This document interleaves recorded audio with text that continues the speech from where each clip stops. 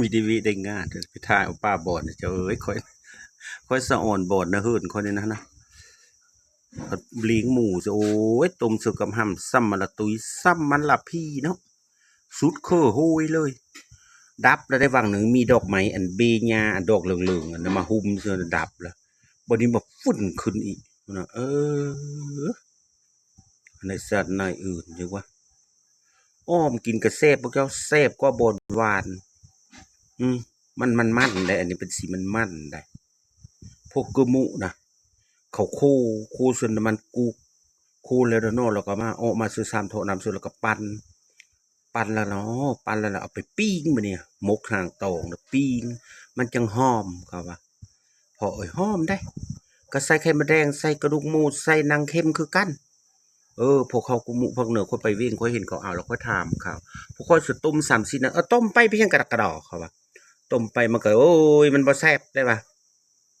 ต้มก็ต้มสำหนึ่งสำใดเนี่ยต้มแล้วเอามาล้างน้ำแล้วก็ปิ้งเขาว่าคันบ่ทอดใส่น้ำมันกุกแนวนั้นได้เขาผัดสลัดไปเนี่ยนะเนาะ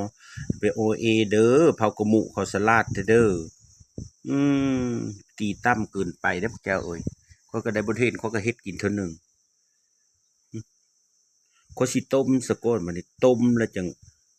ล้างน้ำจะเอามาปิ้งเฮ็ดนะมีทอดเด้อเสื้อน้ำมันเขาก็ทอดเสื้อน้ำมันกุกมันเป็นอันนั้นล่ะสุเจ้าเออมันแห้งแซ่บแล้วคันปิ้งน่ะมันหอมแล้วว่ะเผากระหมูเราถึงคักหนึ่งแนวนอนได้จะเขาเฮ็ดอยู่ทั้งพี่เสือทั้งลุงสิมีแต่เขาต้มเย็นน้ำต้มเย็นน้ำต้ม3 น้ำ 4 น้ำผมคอยอ่อมแต่ละเถือนะคนเราสะอ่อนยังวะตะกี้มันมีผู้หนึ่งนะแถวหลักสี่นี่มาเอานะเดี๋ยวนี้สมอยแล้วเรามีมาเอานะเสือมาเอากว่าเนาะมือคนก็สั่งยุ่งหลายโพดเดี๋ยวนี้นะอยู่นะเฮือนนะดิอันนี้ก็ไปถ่ายเอาอันนั้นแล้วก็มาเบิ่งอันเอาไข่จิ้งหรีดนะพอดีไข่จิ้งหรีดค่อยเลยอันนี้นะนี่เลยวิธีเอานะเอาเสื้อโฟมแล้วเนี่ยอัดไปเลยนะก็มันอบเอาเลยมันจึงอ้อไวทิศปลายขันยำโหนนะขันยำหนาวสเปาตัวเส้นทุกเส้นเนี้ยพอพันจิรินเนี้ยยำหนาวนะจนอ้อลืมจนจะเข้าเป็นเดินผมมันจึงได้อ้อนะเพราะมันหนาวเนาะอากาศโบนะมันเย็นเลยอ้อจะอ้ออยู่กับบทสมนั้นนะแต่ว่าชุดนี้ก็ยังลูกชุดนี้ก็ดีฮ้อนพูดบดีพอดีอัดนะเด้นี่อัดถังมานะพอดีบนวินก็ขีดมดยันมดขึ้นนะเป๊ะชนะฮันละอืมเป็นในนั้นนะเจ้าเอาโซขีดมาขีดมดกันเว้นเด้พอดีก็เอาเว้นเลยเด้ขีดกันไว้ได้ยังมันแล้วก็เก็บกู้อันจิลีก็เอาลงเว้นถังมันหั่นแบบนี้นะเอาขึ้นเอาไม่ได้โซขีดกันมดนะจันมดเท่าจืดมดจืดแล้วก็ดับเลยแล้วเจ้าซื้อละยังอีโบจะโผล่มายามเพื่อนั่นแล้วก็เฮ็ดนะขาลุกขาล้นพวกเจ้าเวน่ะร้ายห่อส้มเนี่ยมันบอกว่าถ่ายคลิปกะทางฮีทางควางก็เราไปแต่นายโอ้ยเดวตามีเห็นหุงคุดว่าไปถ่ายควางพอไปฮีเซย่าแล้วก็เทินได้ตัดคลิปแล้วก็ตัดไปเลยพวกเจ้าก็สตูดุญาตเด้อจิ้งรีดเลยนะกำมาหำมันนะมีลายซ้ำก้อนนะก้อนที่12 โลสุดนี้6 โลก็จังฮอดจักพี่เลยลุกทึ่นซื้อหัวหารกับ3 ซอบปลาย3 ซอบขึงตกอยู่เท่าเดิมตกอยู่3-4 เศษ5 เศษแล้วขายเมื่ออันนี้สิได้บ่ได้ทึ่นดอกลุก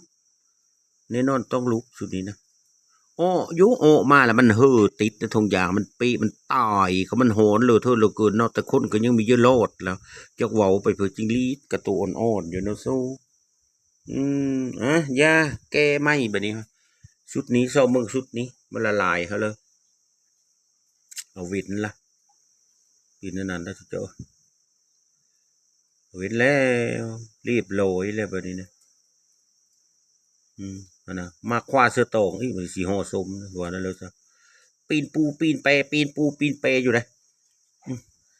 คนน่ะมีเคยเห็นคนอย่างว่าโอ้กูก็ตั้งเกิดมาเนี่ยตั้งเส้นทุกเส้นจนเส้นยากเส้นลำบากยากกิน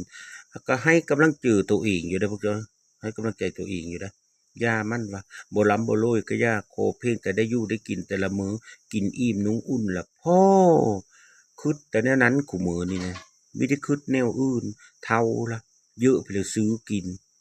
เนียวเลยละคักนะป้าอันนี้นะมันเป็นแนวนั้นแล้วเจ้าเอ้ยคอยนะซื้อกิน